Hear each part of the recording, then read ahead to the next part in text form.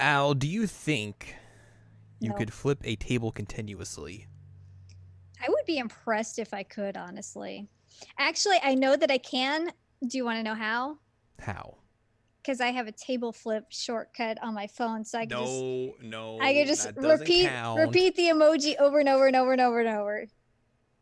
I mean, like an actual table. I mean, you didn't clarify that to begin with, so my answer is still Dang it. correct. That would be very hard to do, I would assume. You'd have to like catch it on the bounce every time and have to like make sure you're getting like the table part, not the legs. Yeah, it would be hard to like continuously flip a table. It's more like a one and done type thing. Especially because you'd have to have enough strength to not make it do a 180 to make it do a complete flip. All right. Yeah, I mean, like if I flip a table, it just like goes on its side and it's done. Yeah. And then I feel bad because I'm like, oh, sorry, table. But So basically, you have to get up under it and give it some air and throw it. you know who could do that? Who? Chica. Yes.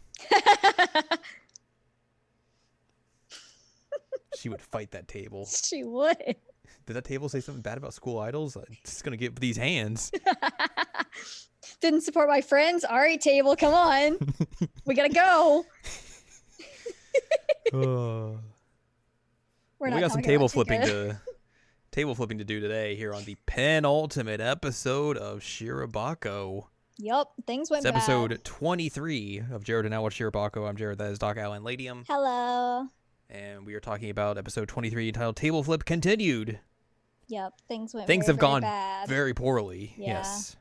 We had a cliffhanger last episode. We had a cliffhanger last episode where the author has rejected the entire storyboards for the final episode. Can we talk about how dramatic it was that he answered the phone like in the rain though? I mean, you gotta answer the phone when important people call. Yeah, but like not usually walking in the middle of the street while it's raining with no umbrella. Sometimes they just take precedent. Yeah, I mean, like you do you, man. Mm-hmm. So we begin the episode, and Watanabe and Katsuragi are trying to convince the editor to be like, "Hey, can we get a meeting with the author to sort this out?" And he's like, "Funny story. Can't do that. Not gonna happen." So essentially, they are left with the alternative of we have to figure out some way to either redo this episode or find a way to Contact him. get a meeting with him. And they're very much bummed out about the idea of like having to go with like what the story timeline, the timeline of the original story is going with. They want to kind of like do their own little thing here, which is it's a ballsy move. It is. Especially when you've had such kind of hard-nosed negotiations so far throughout the production of this show and everything. Mm-hmm. But you know, they don't want to end this series on like just like a down note, especially with like the idea of, hey, maybe this doesn't get another season or something. That's going to leave fans very unhappy. And the director, like, especially is just like, I think what we made was really good. I think it fits the tone of the story and everything. Like, I don't understand why he just doesn't want to go with it. Like, why wouldn't he just like talk to us about it and anything?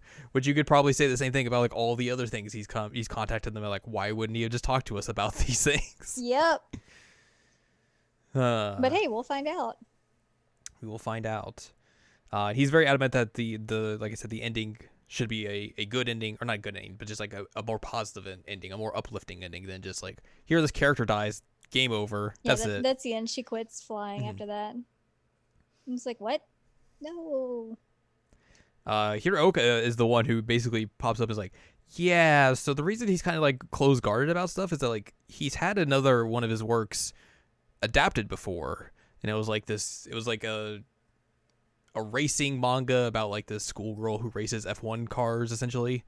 And then basically the anime was like, they just changed everything. They just like put her in skimpy clothes and everything. The animation got real bad midway through, and it was just like the whole thing was a mess. Yep. And now he's just like very kind of untrusting of adaptations because his one already went poorly. So now he just wants to kind of have more of a tight leash over this one he's doing, or this one that's being adapted now. He wants to have, I guess, more creative control over it essentially. Like he wants it to be his vision, and that's it. Mm-hmm.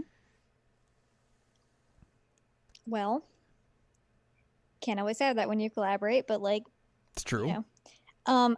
I will say though, this episode has like one of my favorite scenes in the entire series, and you know which one I'm talking about. I mean, there's a lot of weird scenes in this episode. No, there is one that's like in particularly fantastic. Like it's an extended scene, but it's very, very good. So essentially, they're all just kind of like they're very much just down in the dumps, and trying to figure out what to do. Honda stops by and gives the president some Mont Blanc, and it's like, "Hey, what are you gonna do about this whole conundrum you're in?" And the president's like, or the director's just like, "I don't know. Like I don't know what I can do. Like he's not gonna meet with us or anything. We've tried." And Honda's like, "No, you have to keep trying. You can't give up. You got to do this." And he's like, I don't know how to get in touch with him. We don't know how to get a meeting with him. He's like, all right, let's go on the internet and find his email address and just email him. Shoot an email and see what happens. Shoot your shot. Slide into those DMs. Good. So like he writes out this email, just like kind of like a very impassioned plea, like, "Hey, this is the director of the anime. I would very much appreciate it if we could talk about the final episode and just talk about our differing visions about it and see if we can come to some sort of an agreement about it, just so we don't have to throw away all the work we have done so far for it." And he throws it out there. He's like, maybe he'll reply. Maybe this is all for nothing. And then like a few minutes later, he just gets an email. It's like, then the author's like, "All right, come to the office. I'll talk to you about it." And everyone's like, "Oh, huh. That's interesting." I mean, better than they expected. Yes. So they This is the scene. they drive him to the office, or Aoi drives him to the office, and I think it's the president gave him like some like, he's like, "Here's some clothes for you to wear. Here's an outfit you need to dress up in," and he's just dressed up as a cowboy. It's like a cowboy from like a Western flick from the 60s. So good. It's so good. He gets out of the car, tries to act cool, and then just trips over himself and falls flat on his face. Yep. He goes into the office and like the secretary's like, do you have an appointment? Do you need to have an appointment to come in here?" Someone Sir, throws you him look in. strange. Someone throws him an ID badge and like he puts it on. He's like, "I've got an appointment." Howdy.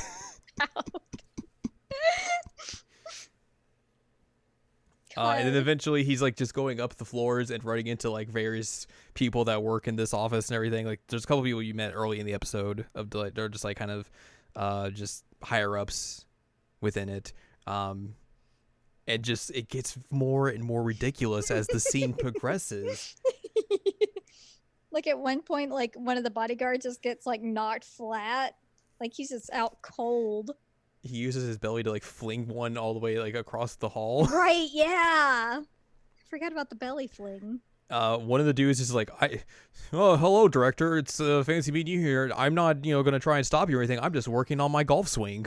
It just starts swinging golf balls at him, and he's like dodging them, and one of them hits him in the belly, and he shoots it back and knocks him right in the forehead. That's the one that gets knocked out like cold. It was the golf balls, yeah.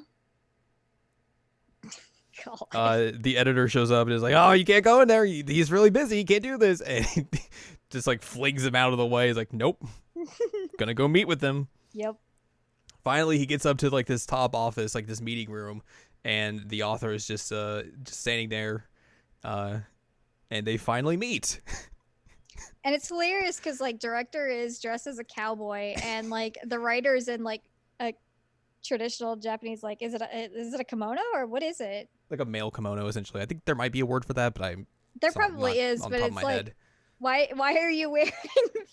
I've seen like like people of that nature like wear that kind of garb, so like it's not that out of the ordinary. So it's not that out of the ordinary, but in a scene where you have a cowboy on the other side of the table, it's just like hilariously. What's the word I'm looking for? I'm blanking on the word. It's just very wild and strange, and it is very wild and strange, and I love it. This It's was a whole just mess. It's a comedy of errors and a mess of a scene, but it's so fantastic. this is legit one of my favorite like scenes in this entire series. Is just this whole build up. Like as soon as she drives him there to like when he actually gets there, I'm just like, holy crap, this is genius. It's really good. But then they get to chat. They get the chat. They start chatting about the episode and everything, and then I think at one point the director was like, "It's this would have been so much easier if we could have just like had this face to face earlier on in the production system and everything." And the author's like, "I thought you guys didn't want to meet with me," and the director's like, "Wait, no, we tried multiple times to meet with you, and your editor kept saying no." And then the I think the editor at that point busts in. He's like, "You can't talk to him. You can't do this." And then the author's like, "So I hear you did not let them meet with me. That's very weird. Like, why did you do that?" He's like, "Oh, I was just trying to protect you from all the stuff to happen. You got to work on your stuff and everything. You're very busy." And he's like, "No, get out. Funny story. You're not my editor anymore. Yep. Get this guy out of my sight." Which is good comeuppance. Mm-hmm. That guy sucked. Yep. Funny story. Very good. So they continue like chatting about the episode, just like they both have like their own they talk about their visions of like what the final episode should be and everything, and they kind of come up to this conclusion of like the main character is going to go back to the one girl who dies at the final episode or the penultimate episode, whichever. She's going to go back to like her home in Texas. Mm-hmm. Texas, yeehaw. Texas. And they have to find a reason. Cowboy. Yeah. And they're like, "Oh, well, she should go, do stuff with meet."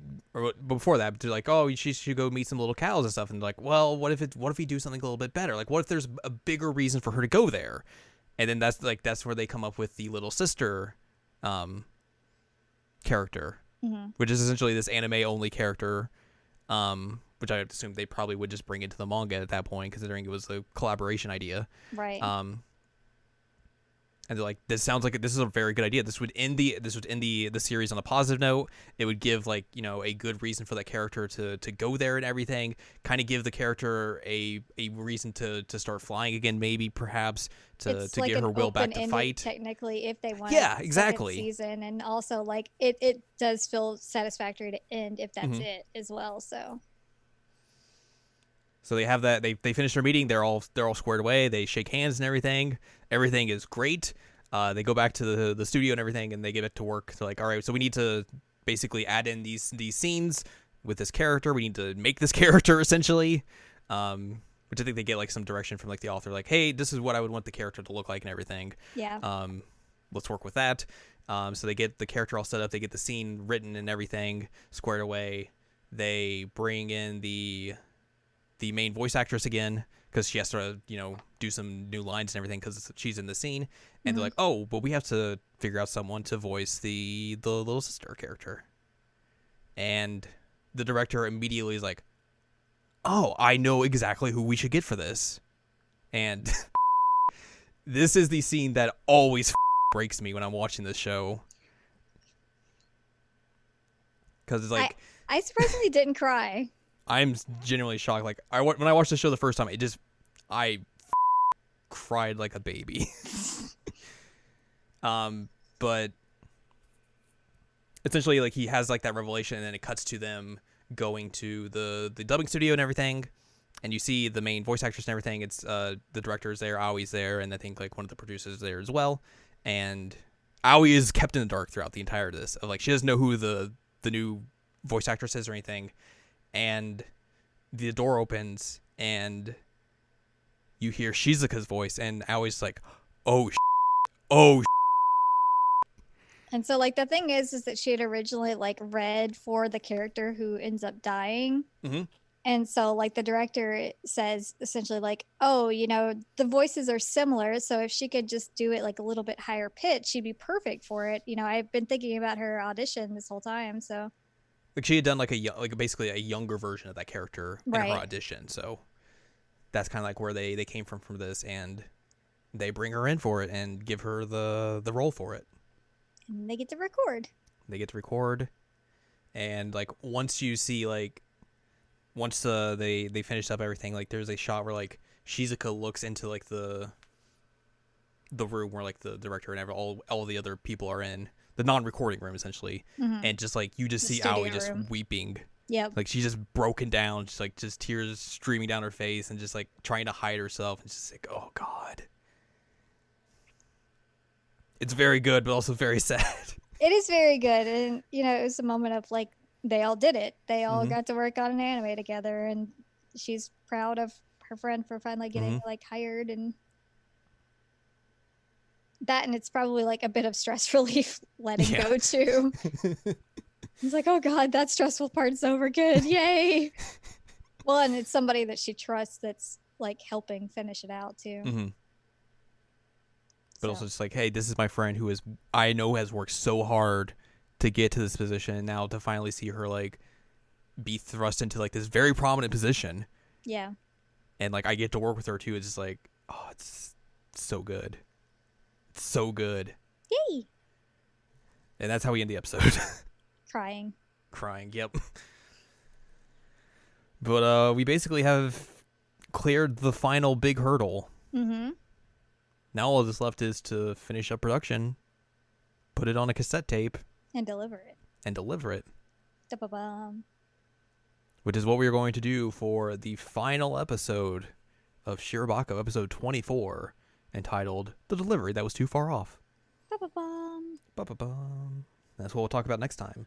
But for now, if you'd like more from us, go to seasonalcheckup.com or sec.cool, where you can find past episodes of this podcast and other podcasts like Seasonal Checkup, Seasonal Checkup OVA. You can find columns and reviews on the site as well. If you'd like more from Ann Ladium, go to annladium.com. Annladium.com. She's got columns and reviews. You can follow us on Twitter, twitter.com/animecheckup. That's it. So next time, join us for the final episode of Shirobako. Will things go smoothly? Who knows? Who knows? Not us. Not us. Actually, we do. We already watched it. It's true. Yeah.